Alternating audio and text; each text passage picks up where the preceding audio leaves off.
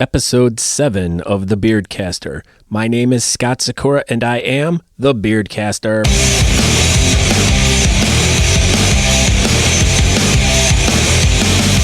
Like I said, welcome to Episode 7 of The Beardcaster. This is a podcast that covers all things beard and mustache related and discusses styles, events, care, and the people involved in it. Thank you once again for tuning in.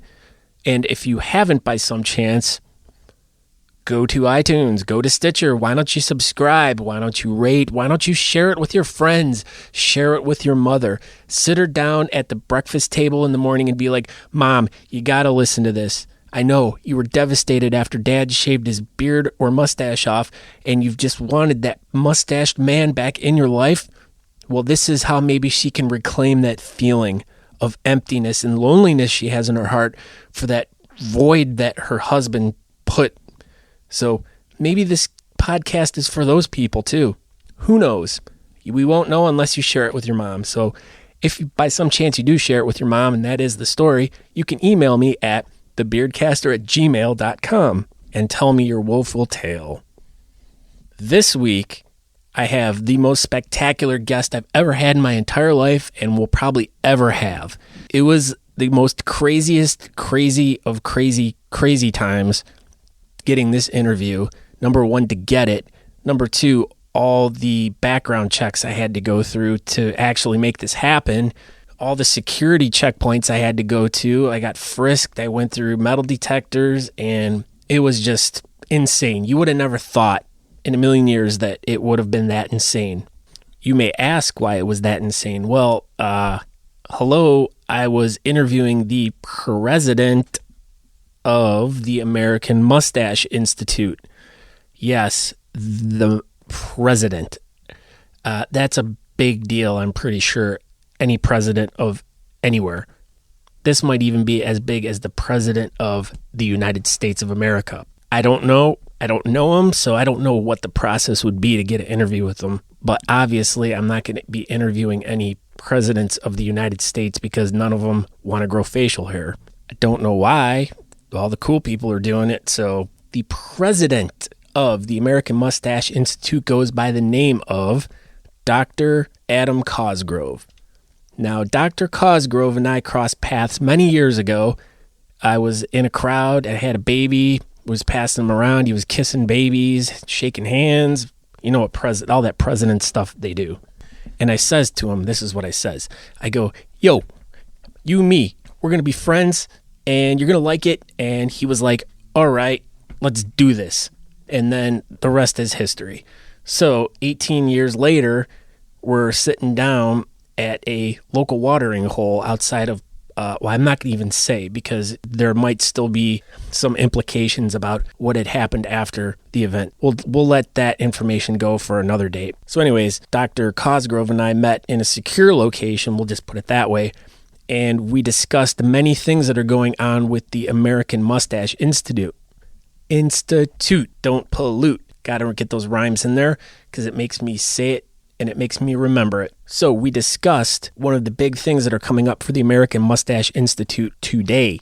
The day that this podcast comes out, Dr. Causgrove will be announcing the inductees to the 2016 Mustache Hall of Fame. You heard me right. Right now, it'll be for your eyes to see and be amazed by. I guess, I don't know, that didn't come out quite the way I wanted it to. It was a lot less exciting than it was feeling inside my heart. We also discussed the ongoing saga of Donald Mattingly. Now, if any of you have been living under a rock or, I don't know, on the space station or something, you would have heard by now that Donald Mattingly, formerly Don Mattingly, as I like to call him because, once again, only cool guys with mustaches can go by the name Don. Those that are clean-shaven go by Donald Mattingly, Donald Trump. You get where I'm going with that. And Dr. Causgrove has had a few choice words to share with Donald Mattingly, and it seems this story is picking up a lot of steam. So you definitely want to listen to this interview because we discuss that in depth. Now, once the interview's over, stick around because there's some information after the interview that I'd like to share with you. So without further ado, Dr. Causgrove and action. All right, we're sitting here in a little bar outside of Pittsburgh. What state? Pennsylvania? Pennsylvania. Commonwealth of Pennsylvania. Yes. Called Blinky's Noble Grill and Bar. And as Dr. Causgrove and I were discussing earlier, we have two ideas of why it's called Blinky's. My idea was that it's called Blinky's because it used to be a Pac-Man bar, and they used to have 20 machines in here, and people would come in and play Pac-Man all night long. A lot of Pac-Man enthusiasts in this region. Yes. As I'm sure you're well aware. I was not aware, but now I do know. Yeah. And your theory was what? I can only assume that the original proprietor of this organization is a blinker. Blinking eyes quite often. Very moist eyes. They don't dry out too often. All right. Okay, so we're sitting here today in Blinky's Noble Grill and Bar outside of Pittsburgh, Pennsylvania. Pennsylvania. Yes, with Dr. Adam Causgrove of the American Mustache Institute. I pronounced that correct, right? You did. All right, good. And I wanted to sit down and ask him a couple questions because there are some exciting things going on in the American Mustache Institute camp. Oh, yeah. Campus-wide. We have a lot going on right now. Yeah, these past couple weeks have been very newsworthy, and they have a lot of things coming out in the near future. So I figured Dr. Causgrove would be a wonderful addition to the podcast episodes. So let me just start this off by saying, Dr. Causgrove, who is the Mustache Institute and why? Well, Scott, the Mustache Institute, your American Mustache Institute, is the only globally recognized mustache advocacy group in the world. So there's not a Canadian Mustache Institute. No, there isn't. Not a South American. Nope. Not a Mexican one. Nope. Only American. Only American. All right. The American Mustache Institute, globally recognized as the leader for fighting for the rights of the mustached American people. Now, that has, of course, evolved. Our core statement, or our core mission in the beginning, was basically focused solely on the sexually dynamic mustached American lifestyle. But as we've evolved, we've grown as an organization, as members, to learn that really what we need to do is be a voice for everybody. Seeking the mustached lifestyle, the bearded lifestyle, the facial hair lifestyle. That's what I was going to interrupt and say. Are you including bearded gentlemen like we myself? We are. Our stance has changed over the last few years. In the beginning, we looked at the beard as what we would call the spousal compromise. The solo mustache look is a bold fashion move that not everybody is comfortable with, either wearing or much less being in the same room with. It can be intimidating at times to have to stare down such good looks, and not everybody is capable of doing that. The beard is a little more, how would I say, socially acceptable, and that's where the spousal compromise comes around. You can have the mustache, but the facial training wheels come with, and that's where the beard. So the mustache, or American Mustache Institute, considers a beard the training wheel of the mustache. I think in a way it helps to, how do I want to say this? It kind of helps bring people full circle. It's not everybody's comfortable with just the mustache, but they need the support of the beard to tie it all together. I understand that. So what would you say came first, the beard or the mustache? That's a question as old as man itself, Scott. I think that when we look into the Institute's Department of Philosophy, that's a question that's posed often. It's been mulled about. And really, it comes down to each individual person. Whether it's a chicken or the egg, the mustache or the beard, or the goatee. Or the chop. The chop, what have you. A lot of this boils down to individual sort of tastes. Very good. Okay, now my next thing is people know you as the powerhouse in the mustache science development, trends, news technology, and advancement, exploration, exploitation style, and mostly the advocation of beards and mustaches. As you just say, mostly mustaches. But why is this? Why are you guys on the forefront of all this? Well, I think it boils down to probably two things. One, we are the oldest organization really out there on a national level trying to promote the mustached American lifestyle and support the individuals who own and operate a mustache. And secondly, because we are the only ones doing that. So our competition is pretty small. So there potentially could be a Canadian beard and mustache, and then they might. I would imagine that if our neighbors to the north, America's hat, as we call them, America's top hat, ever, if a few enterprising, ruggedly good-looking mammals in Canada decided that they were in need of such an organization, that we would be able to work closely to help facilitate that. At the end of the day, this is not a competition among other people. We are in this together. Basically, we are a minority. The mustached and the facial-haired individuals have long been oppressed by a bald-faced majority, whether that's in popular culture, in movies and music. When you look at 90% of the individuals who are topping the charts that you see in movies, Beyonce, if you will, they tend to be clean-shaven. So we are here, and we welcome anybody, regardless of country of origin, race, creed, gender, sexuality, anything. Right. As long as you support the mustached lifestyle, and I try to steer away from saying the mustached American lifestyle because we have gone international. We do our best to promote an atmosphere where individuals feel comfortable. So has there ever been for instance, an African or a Russian who's come to America seeking solitude in the American Mustache Institute who was not getting the proper We've heard from individuals from all over the world. And I think one thing that you'll notice through some different types of study is that there are certainly some countries where facial hair is more accepted. It's more part of the culture. And others where you don't see it as much. The India, for example, the mustache in India is almost a given. If you are a gentleman in any of the provinces of India, your goal is to have a luxurious mustache. It's a huge part of their entertainment, and their Hollywood, culture, and their country, and I think their country's identity. But even now in America, we are the land of the free. But how often do you hear somebody say they want to get a new job, they have to shave? That's not very free to me.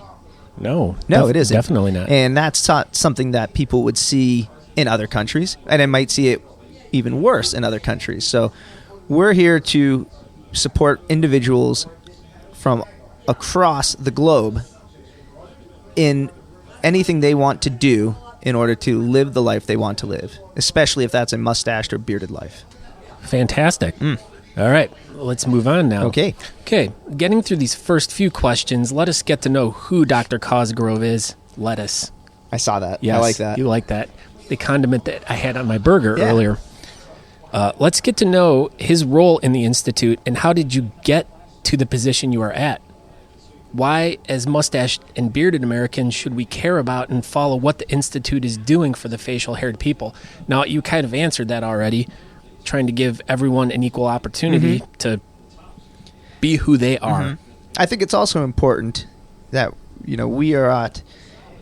we're very vigilant about keeping up with what's going on in the world. Anytime there are stories of an anti-mustite sort of policy, or we hear these stories about an individual being shunned or forced to shave for no other reason than somebody else is beard bullying them into it, that we have the ability and we have the audience to push that information to the masses, to take it from being overlooked by the bald-faced propaganda machine that is most of national news. That sounds like communism. It's not too far off. When you look at the national news outlets, it's very rare that you're going to hear some of the stories involving a no facial hair policy, for example. But what we are able to do is take that information, put it out to our audience through different social media outlets and press releases and our blog, and make sure that these are the things that are being brought to the forefront of society, and people know that this is an issue that deserves the recognition that we help to get.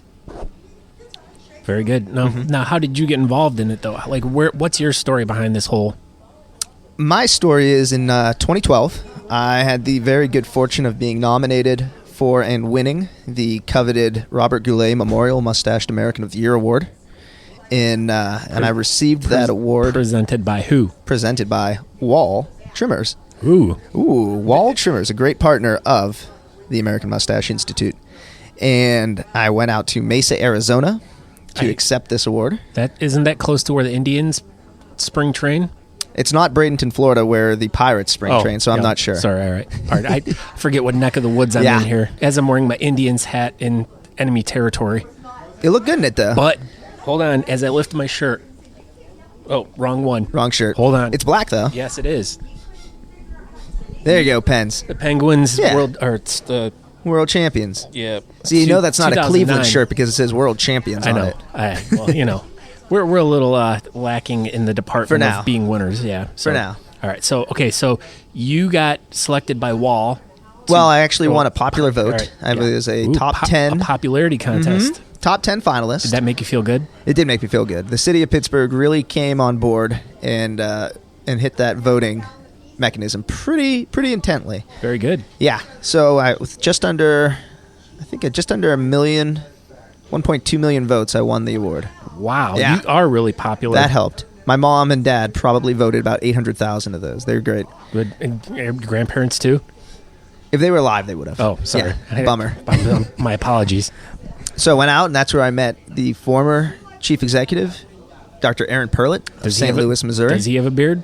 Mustache. Oh, he does. Yeah. All right, great good. Fu Manchu mustache. And we got to talking a little bit. And as he has two boys that are now 14 and 12, he was looking to step down from his role and elevate somebody else to take the mantle. And after some intense discussion and deliberation on my end with my bride and family and friends, I said, sure, why not? And the country is very thankful for the decision you made. Yes. Yeah. You've definitely made an impact in the world of mustaching and bearding over the past, what I've known of the American Mustache Institute over the past few years. It's a staple.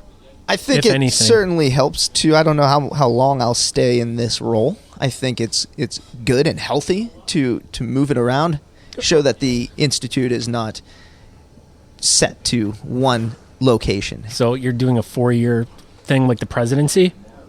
I'm not sure how many 4-year terms I'll do. Oh, all right. But it's definitely something in the back of my mind that it might serve the country to get perspective out west, maybe. Oh, very good. Yeah. Very good.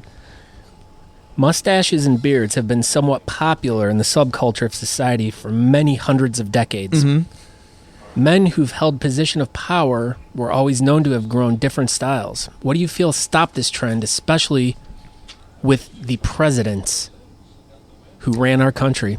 It's interesting because we don't want to say that it's always been part of the subculture, because there are times where it's very prevalent in society. I think right now we're sort of coming towards a peak. If you look back, you see the peaks and valleys of how prevalent facial hair is in society. The 70s, of course, great. It was the glory golden days most recently. Well, for mustaches, yeah. Yeah, for beards as well. And then you get to the 80s, the 90s, and things sort of go down to pretty sad late 90s, early 2000s. Would you call that the Depression? It's in a way, it's the Depression era of facial hair. All right. Sure, correct. And we're in a place right now where facial hair and beards and mustaches are really, as in Pittsburgh. I think we're in a place as a society all right, sorry. that's becoming a little more accepting. It's becoming more trendy. We're seeing more of it in popular culture, and I think the one place that we really don't see it ever is in politics. And you're right, we haven't had a mustached president since President Taft nearly 100 years ago. And if you look at the current crop of individuals running for the highest office in the land, with the recent suspension of Dr. Ben Carson's campaign, we now have zero chance of any facial-haired individual taking that position. Unless Hillary wins. Unless Hillary does have a really a genuine but light, very well manicured mouth brow. Yeah. Well, I mean, it probably a lot of makeup helps that, and proper lighting at these events probably cover it up. But you wouldn't think that she'd ever highlight that. No, if I was running for president, and I wouldn't want people to know I had a mustache. And you wouldn't? Well, I know. I wouldn't run for president. So as you were saying, the popularity has grown over the past few years for men to kind of reconnect with their ancestors and their facial hair growing styles. Would you say, Dr. Causgrove, is it a direct correlation to NASA ending the space shuttle program due to something called scientific things going on in the world? Well, Scott, that's an excellent observation on your end. Within the institution, deep in the hollowed halls, we have the Department of Nuclear Mustachology, and this is where we break down all things mustache to the smallest atomic level, and we're able to find out what it is that makes the mustache and facial hair tick. When we look at, say, NASA and the space program, fun fact about the American Mustache Institute is when the federal government was looking to fund NASA, the amount of money that was allocated is actually overcharged by the exact amount of money that the foundation started its organization with.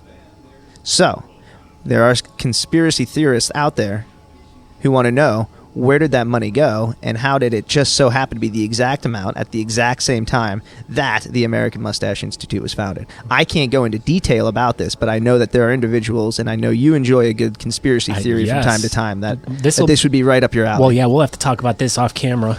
Sure. Yeah, because I would love to really know about that. I just winked to you. Yes, I know. Okay. But as I said, on camera. All right, so that's very interesting. Science is just amazing when it comes to growing beards and mustaches. So it really is, and one of the probably the most popular facts that we've been able to bring to the public is that through many clinical trials, we've learned that the mustache has been shown to, on average, increase one's athletic ability by 38.4%. So when you see these athletes coming out, baseball in particular, you see the mustache very heavy. Those tend to be the teams that bring championships. And I think really, if anything, being a Clevelander, I would probably be a little upset that there aren't as many facial haired athletes. Now, the Indians very recently, the whole pitching staff and then the whole team, I think this was 2 years ago, decided to start growing mustaches, and they went on a tear towards the end. It might have been a little too late. It always is for the Indians.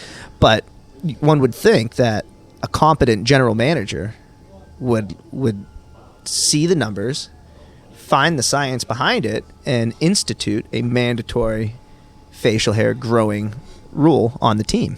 So, that being said, do you predict the Marlins to have a losing season this year because of Donald Mattingly and his institution of the shaving policy for the Marlins? What can you tell us about this? Well, very recently, Donnie Turncoat Mattingly. Donnie, see, I don't even go that far. Like Donald, that's a shaven man's name. Sure, that does sound like a bald-faced mortal, doesn't Donald Trump. Yeah, bald-faced mortal. There not a strong name right now. No, it's not. So Don is synonymous with mustached. When you look at Don Mattingly from the '80s, early '90s, back when he was a powerhouse baseball player for the New York Yankees.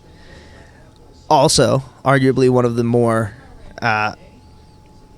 obtrusive with facial hair policies, but they allow the mustache because they want to win. They understand the power there. Yeah, just not the beard. That could be too much winning for them. It could be a little too much to handle. So I can understand the mustache. So, all right, continue. Sorry, I didn't mean to interrupt. But when you look at what Don did, very famously even benching himself for a game because he thought that the hair policies were too strict. What he did and what he managed to do back then, and when he fought for his rights to do that, for him to come into Florida, his first executive action is to ban facial hair of all stripes. It left us at the Institute shell-shocked that he would turn his back on his people. That is a real jerk move. It was a pretty impressively lame move on his part. So what have you guys done? This is a good example of how we've been able to highlight what Don has done. what I'm sure he hoped would be a small outtry at first. He even said guys are going to whine, but they'll get over it. And I think he thought that this would blow over pretty quickly. We have made it our mission in the last few weeks since this happened to constantly shine the light on what he's done and to bring it into national conversation. And we've seen that since we've started doing that. The Institute has been printed and nationally in the Huffington Post, regionally where the Marlins are playing in Palm Beach, Florida, to Sports Illustrated. It's been on TV across the country on nationally syndicated programs, and we're not giving him the opportunity to just shy away from this. Don has to answer for what he's done. And if I were a Marlins fan and I see what the research shows, then I would personally be livid knowing that the team does not plan to compete this year. Because what's the point of spending all that money to a team that isn't going to make it to the playoffs? Do they think that maybe a Marlin cannot grow a mustache or a beard? Because technically a fish cannot grow a beard, right? Maybe that's the angle he's going with. I hate to be devil's advocate here, but maybe that's the angle he's going with. Maybe he's looking out for the mascot of the team. I think it's safe to say that there are certain breeds of fish with whiskers. Oh, a catfish. Catfish. There, I see. There you go. And this is something, too, that happens pretty often, is people say, well, I can't grow a mustache. Or the female fans say, I'd like to join the institution. How do I become a member if I can't grow a mustache? But, Scott, it's pretty simple. That, what we always tell people is not every mustache is grown on the face.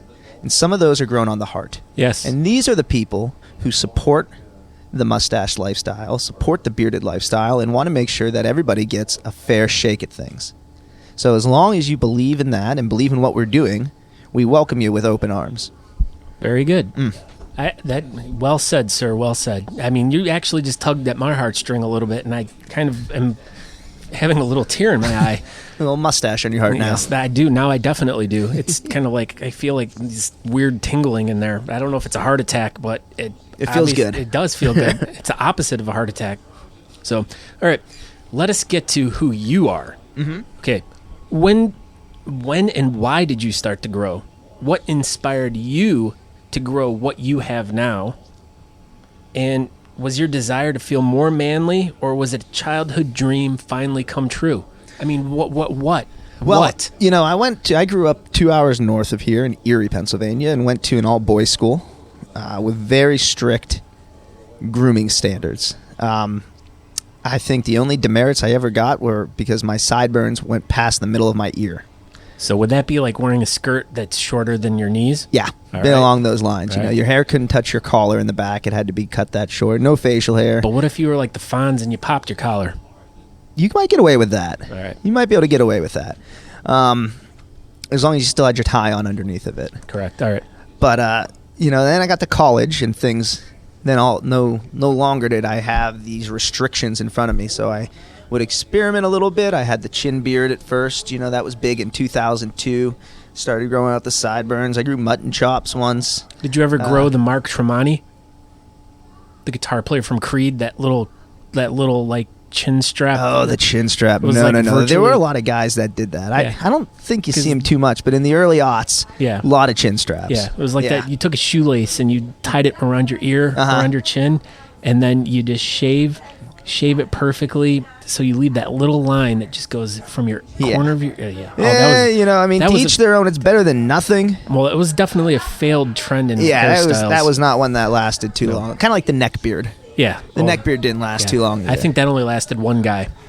Pretty much, right? Yeah, correct. So, all right. So you got into college, you started experimenting. Mm-hmm. And then, as time goes on, what ended up happening actually with the mustache in its current state is I was training for the 2011 Pittsburgh Marathon, and that's in May. And so that's a running event, correct? A running event. All right. 26.2 miles. Holy cow. And it takes a long time to get up to that level. So I started my training on New Year's Day, running outside in Pittsburgh, Pennsylvania, and I started growing my beard as a sort of a facial shield from the cold wind. And after a few months, I had the workings of a pretty large beard going, and I was sitting at work and realized I had a mustache going with graspable extremities, so to speak. Like an octopus. Kind of, yeah. the very first face tentacles of the mustache. And I Googled, I said, how does one do a handlebar mustache? What do I need? I found everything online, and I said, I'm going to try it. So I shaved the beard. I had this impressively girthy that I thought at the time. I'd never had a mustache that big before. And started playing around with wax, and lo and behold, not candle wax, right? Not candle wax. Good old-fashioned beeswax. Ooh. Yeah, so did you have a beehive in your backyard? No, I just, what do I say? I looked elsewhere for the product. I left that to the professionals. I thought maybe you hired a couple bees to come in, produce. Just like the bee squad? Yeah, you could have like made like little homes hanging off your ears, and they could just like hang out there and make wax, and then as you needed them, you'd be like, bees, do what you do. Just do what you do. I'm pretty frugal. I'm not that frugal. Okay. There are some things I'm willing to pay for, and a good mustache wax is one of them. Well, I don't think you can get more natural than that, too. Nope. No, you can't. Actually, the product I use comes out of Michigan. Can you handlebar? Correct. I know that you've gotten to meet Doug a few times. Yeah, I love. They have great products. Yeah. And a very impressive amount of products too. Mm-hmm. Like all different types of holds. Yeah. So that they are a very great company. Great company, and I know maybe as recently as 2 years ago, he switched up some of the formulas, and everything he uses is totally all natural. So I think that's awesome. So I like to stick to that stuff, because when you look at the mustache, you don't want to think of dogs and cats getting killed. No, but if you mess something up, it's just like if you trim your beard and you make a mistake, there's no going back. It's not a quick fix. So I try to be really particular with what goes in and on. And then you don't want to keep cutting it back, so you just have like a little bit of a mustache directly underneath your nose, because that's just socially unacceptable. It is. Poor Charlie Chaplin. Yeah, I know. Yeah. Man, that other guy really gave him his look, his iconic look, a rough turn of things. All right. Okay, so was your father a grower? Was your grandfather a grower? Any aunts or uncles? Well, my father grew up in the 70s, so when I look back at some pictures of him at my age now, he was mustached, younger. But he went with the dad stash pretty well. All right. My brother is a facial hair grower, but really we're the only two in the family that do all the facial hair. I get it from my mom's side. That's the Italian side. Everybody can grow facial hair, but my brother and I are the ones who really embrace it. Very good. Uh-huh. That's a very heartfelt story right there. Yeah, that's true. Once again, another thing pulling at my heartstrings. I'm working on it. I know. Okay, other than the Institute, how else do you, Dr. Causgrove, contribute to the mustache and bearding culture? What do you do other than the AMI? Well, I try to be an ambassador to the mustache. So my role has given me the opportunity to be relatively recognizable, I would say, in the region. I've worked with your group in Cleveland. The Beards of the Old Northwest are great. My wife is from Ohio. My mom's from Ohio, so I get to spend a lot of time out there. Pittsburgh, I have a ton of support from the people in the newspaper, on radio, on TV, that when we have these events, we're able to bring people out. And then we have the Steel City Beard and Mustache Club. My good buddy Drew is the president, so we're able to work with them and spread sort of the word that, that there's an organization here where we welcome you. There are other like-minded individuals. It's kind of nice, and I'm sure you get the same thing. You have this impressive goatee. Thank you. People come up to you and they want you to tell them about it. But isn't it nice when instead of just telling people about it, you stab them? Find other people. Oh. I'm going to go in a different direction here with this. Okay. Is that when you find people that are also doing the same thing, you can talk about it instead of just telling people about it. You can have a conversation and hear what other people are doing, and you can learn from your peers and people that have these similar fashion tastes. But well, that's like my story too. It's I was a lone soldier out in the field. I didn't know that there were clubs, and I didn't know there were. I'd see old guys and Amish dudes with beards, and I just felt like an outcast.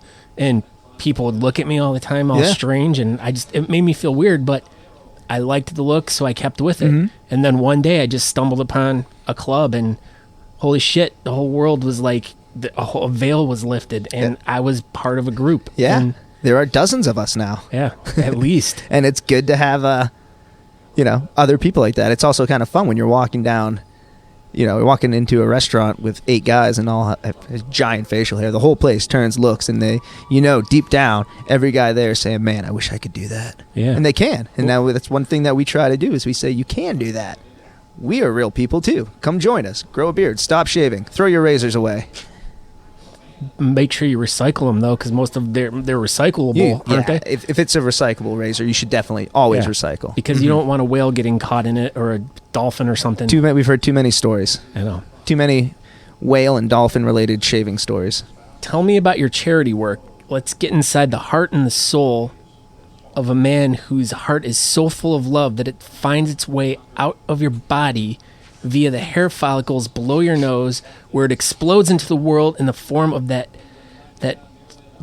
feeling and that need to give to those that need the help. Tell us about that. Tell us about the charity work you do, because I know you were extremely involved in that, as the discussion we had before the interview. Well, you know, the American Mustache Institute serves two purposes, really. The first being to represent and sort of espouse the virtue of living the mustache lifestyle. And the second is to be used as a vehicle to support locally organizations that are near and dear to all of us. So every year we have the Stash Bash, where we crown the Mustached American of the Year. That has traveled around the world, specifically America, and has donated well over $10,000 to different local charities based around kids. All right. The AMI is fiscally sponsored by a nonprofit here in Pittsburgh called Side Project Incorporated, and what that means is that we're able to fundraise and donate our money through Side Project, which is this amazing organization my cousin started that's based solely on making a positive impact in one's community. So everything we do has to somehow reflect that mission. So whenever we're able to go out and do something, to sponsor a local organization's event, to show up and volunteer, to make a financial contribution when we have the ability to do so, we try to spread that out to as many worthy groups as we can in any sort of facet that we're able to do. Very good. What have some of the charities that you've worked for? Could you give me a couple examples of any local ones around the Pittsburgh area? Yeah, we've worked with, I think when we had our first Stash Bash in Pittsburgh in 2014, I think. 2013.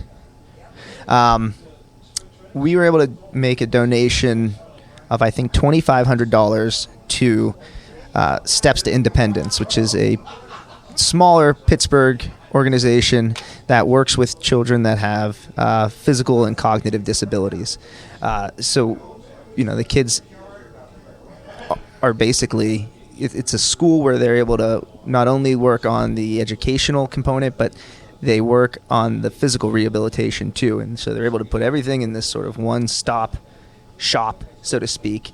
And the kids are able to get everything they need throughout the day. And it's a great resource for parents, and we were beyond thrilled to have the opportunity to work with them and on behalf of their mission. Definitely any kind of organization or any type of event where you can help the children out is always probably one of the most fulfilling when you're doing charity work, because you know that they're the future of the country. I mean, and there's a lot of kids that struggle with a lot of different things, and they don't have opportunities, they don't have the funding, and it feels good to be involved in organizations that can help them out.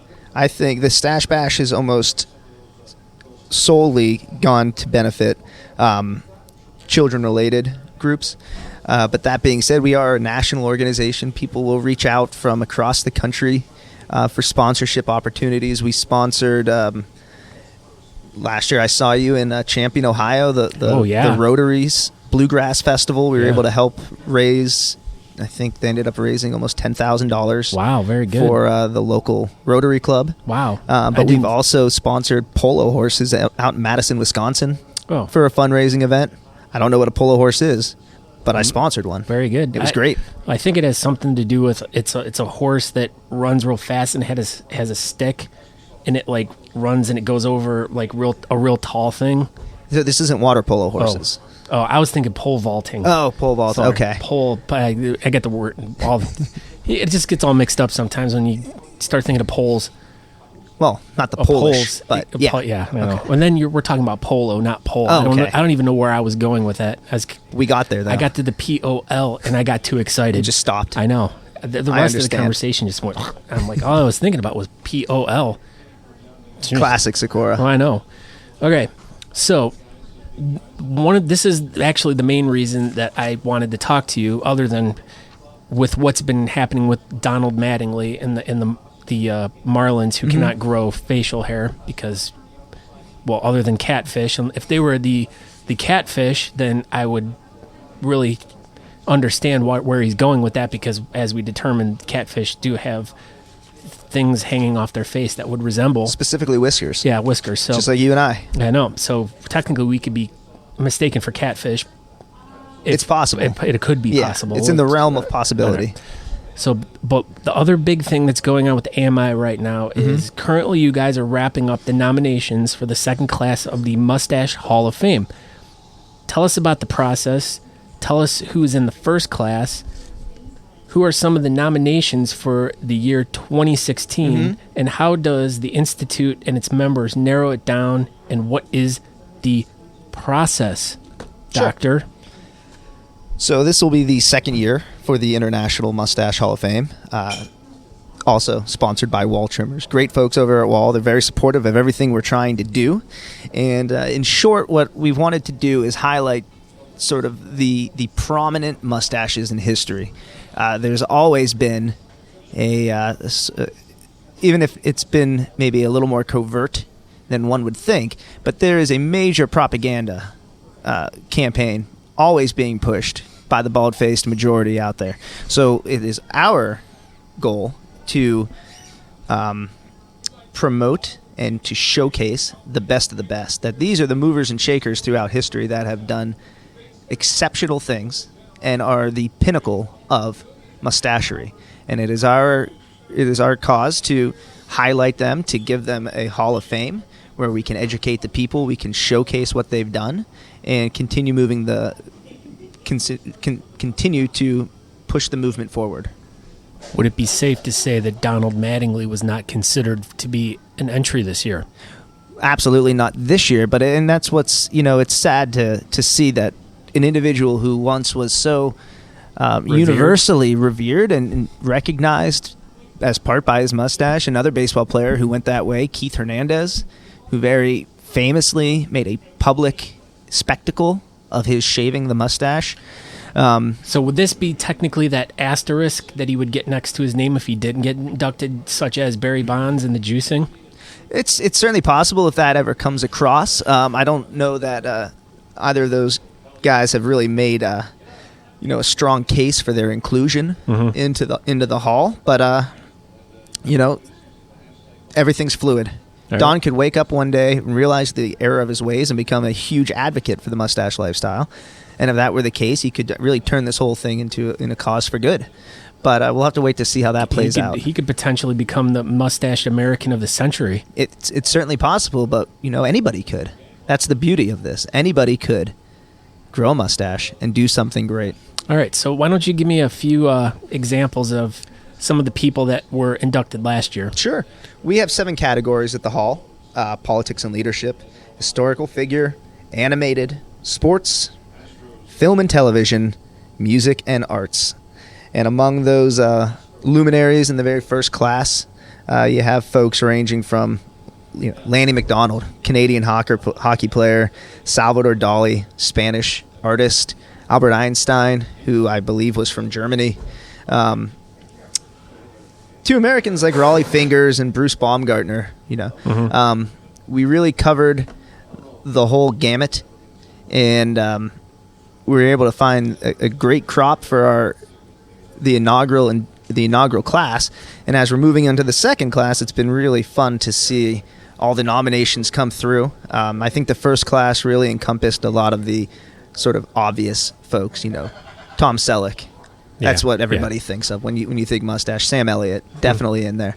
And now that we're past that sort of obvious who's going to make it in, the icebreaker. Now year. we get to see this huge, wide range of people that's certainly made for the the selection committee to. I think that this year's process has been a little more difficult. There's a lot of people, a lot of arguments to be made going in every direction. But I am confident that when the selection committee unveils their list, I'm sure there will be some, discussion. Not everybody, no list can be perfect to everybody. Yeah, little rumblings in the underworld. I absolutely have no doubt, but that's good because we want this to be an opportunity to spark a conversation and continue to keep the mustache on people's minds and their face. Can a criminal be inducted? Well, to be honest, there is no regulation saying or any rules saying who can and cannot be in, but I can say that there are some notorious and infamous mustaches throughout history that I just don't see any way that they would fit within the criteria of making a positive impact and exemplifying the mustache lifestyle. Nixon. Among others. Yes. Shame on him. All right. As we wrap up this wonderfully informative interview, can you, Dr. Causgrove, give us some tips of care? Something that you've learned or implemented in your daily routine. What products, well, we've already discussed, can you handlebar stuff, would you say are things that you use to stay supercharged throughout the day? Well, I think that there's there's a number of things that we find really help promote follicular hair growth of the upper lip. Red meat and bourbon, of course. Oh, absolutely. Any sort of jazz-infused dance, whether in a group or by yourself, can really help jumpstart growth. It gets the blood flowing through your body. It absolutely does, and that's important. It helps produce some natural biotin as well, which just adds to the girth. Yes. And there's a variety of oils out there. Waffender Whisker Oil is a local one to you guys. I know they do awesome stuff. Yes, they do. And I've used Matt's oil on my face and in my car. Oh, yeah. On the floor, did you accidentally spill it? Yeah, I did actually. I did spill some, but it smelled great, so I wasn't upset at all. All right, good. But those are the kind of things that you can use to keep everything under control a little bit. Well, I would imagine when someone has a big, thick, full mustache, they're going to need to use a product that has a heavy hold if you're trying to curl it and have it hold. Yeah, if you want to curl it and then, comb it off to the side, you need to add a little body to it. Blow dryer? Yeah, I use the blow dryer. Those, what are they, the stiff bristled boar hair brush? Those are great. Absolutely great. Every morning out of the shower, first thing I do, push it off to the side. Oh, you don't dry yourself off? Nope. Oh, geez. Mustache first. You just go right to that. Mustache first. Very good. Got to do it. Do you now, so you brush it when it's wet? I brush it while I hair dry it out. Oh, all right. Yeah, I actually did not, I don't know if I've ever used a hair dryer before I started styling my mustache. So you strictly went to the hair dryer for the mustache? Yeah. All right. I never really, I'm a guy with short hair. Why do I need anything more than a towel? Well, I learned. Would that correlate with you moving in with a female? The timing wasn't too far off, so maybe, yeah. Okay, because I was going to say, if you moved in with your now wife, there happened to be a hair dryer right there. Let's see what this could do for me. What's this world I've been missing out on for so long? I know. Yeah, my wonderful wife. I know she's had to wait a few times to get to her hair dryer because I had to finish my process first. But she's extremely patient and supportive. And it's the kind of woman you want to be with. Yeah, she's great. Especially when you're growing facial hair. It takes a special kind of woman. I know, because I know a lot of women are, cut it off. Yeah. It's horrible. Well, then get rid of her. That's it. Yeah, that's the easiest way. Get rid of her. Accept it. You need to be accepted for who you are. That's right. And we are bearded and mustached men. That's it. It's the lifestyle that we chose. Or chose us. Who knows? Yeah, well, I think that could be it, too. Yeah, I think there's an argument to be made both ways. So you currently, I want to congratulate you on the upcoming delivery of your child. It hasn't happened yet. It's coming up any day. Soon, very soon. So do you think that's going to affect your mustache? Well, kids and infantiles they like to grab things. Oh, yes. Yeah, so it's going to be interesting to see. I am having a boy, very excited, and I do imagine that the respect for the mustache will be something that just comes natural to him. Yeah, I would assume so. So we'll have to see how it plays out, but I would imagine that there's a strong chance that he'd rather pet the mustache than pull it. Oh, yeah. Yeah. Those little fingers, once they're just small enough to just touch it. Yeah. But then once they get about 7-8 months. Just be prepared. Game on. Game on. Be prepared. Yeah. Okay, so in the as we end this, is there anything else you'd like to share with us? I mean, why don't you give us website addresses? Where can we find you? Find us online, AmericanMustacheInstitute.org. Org. That stands for organization. It does. Because you're organized. And we are. We try to be. And MustacheHall.com. Because it's a hall. It is. There's walls. It's a virtual Hall of Fame. With pictures of winners on it. It is. Friday, March 11th, we'll be announcing the second class. So be sure to check it up. We'll have the website updated. You can see all about who made it in. Yeah, so those of you who are listening right now, my show will be released on the 11th.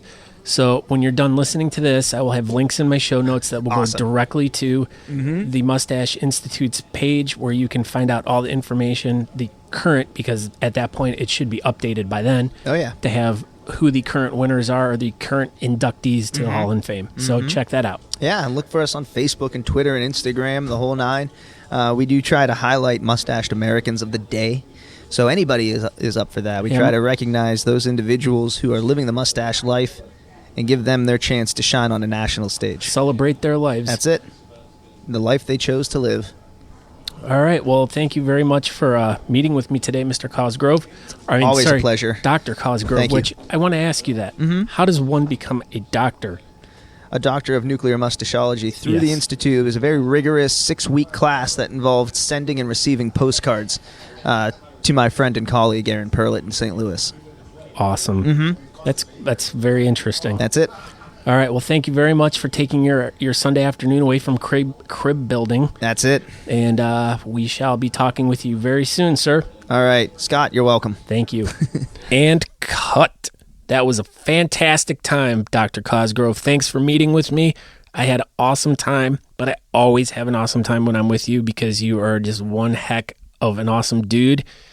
And thank you for making a difference in so many people's lives. And speaking of making a difference in people's lives, if you go to thebeardcaster.com, you will find a link on the top of my page saying Help a Stranger. Now, this link is a special link to me. It is a link that goes to a GoFundMe page. Now, I've been looking for the past few weeks for a new GoFundMe to put up there. Now, last night I was surfing through the internet and I came across a post from a Facebook friend of mine, but not only a Facebook friend, but another beardsman who I've met many times, him and his wife. And he posted a GoFundMe thing on his Facebook page for his brother Cliff. Now, I'd like to read what he wrote, and this will explain a little bit about the GoFundMe, which he's trying to help his brother out with. So this is what Brian wrote. Last Friday night, my brother Cliff was involved in a severe car accident that nearly took his left arm and, more importantly, his life. In the crash, he shattered his humerus and severed an artery in his upper arm. He was very fortunate that someone driving by stopped and got him to the hospital when they did. Since the accident, Cliff has undergone 2 surgeries and will require a few more, including a bone graft in the weeks ahead. We are thankful and fortunate that he is still alive, as well as for the amazing work that's been done in saving his arm. Thank you, Grant Medical Center, for your amazing team. I want to spare any other details of his accident and injuries out of respect for our family, but I will tell you that Cliff does have a long, slow recovery ahead. He's already expressed the concern of not being able to pay his bills if he can't work, a stress that I don't want him to have while he's trying to focus on his recovery. Cliff has a lot of friends and family who love him that collectively, I believe, could pay it forward and help someone who is consistently thinking of ways to help others. He really needs support right now, but would never ask for it. I want to help him get through this ordeal by asking you to share, and if you are able, add what you can to this campaign. Every dollar counts, every prayer counts. Thank you so much for your continued thoughts and prayers, Brian. And a P.S. Send your thoughts. Cliff is currently recovering at Grant Medical Center in Columbus, room 732B. And we'd like to thank Dr. French and Dr. for dedicating your lives to saving others. And that was from Brian Wahl. towards his brother Cliff, the GoFundMe page he made for the accident he was in. So if you are feeling like a giving, generous person, you can go click on that link, Help a Stranger, and it'll take you right to the GoFundMe page where you can make a secure donation. Or if you just want to pray, that's good enough too. Anything is better than nothing. So that's what I'd like to try to help, and that's how I'm trying to help pay it forward. So check that out. On another note, I'd like to have you go to another page. Well, if you happen to be on my website and you want to go check out some new products, I just got a cool new one you could go check out from Universal Beard. Now, what you want to do is you want to go to my page, go to products, and there'll be a link for Universal Beard. You click on that, go through their stuff. Hey, I like this, I like that. Add to cart. Okay, I'm getting ready to check out. Oh, what's this? Enter promo code? Well, yeah, enter promo code TheBeardcaster, all one word. Click submit and you get, that's right, 10% off and free shipping in the United States and Canada. Isn't that awesome? So go check out Universal Beard, enter promo code TheBeardcaster. The website is universalbeard.co, so check them out. In addition to checking them out, you can also find Waffen de Whisker Oil for all of your other wonderful beard care needs. And we got some new products coming out very soon, which I'm very excited about. I've been using that wonderful beard balm that Matt's testing out right now, and it's awesome. So hopefully when that's up, you all can go buy it and check it out. So on that note, I guess we're going to end this program today. Thank you all for coming and checking it out. Once again, iTunes, Stitcher, like, rate, share. Do something nice for your friends. Give your grandma a hug. Go pet your cat. I don't know, go walk your gerbil. Whatever you do, just do something nice for someone, for an animal, for a person. Make a difference. Make a difference in someone's life. On that note, thank you, everyone. I'm out.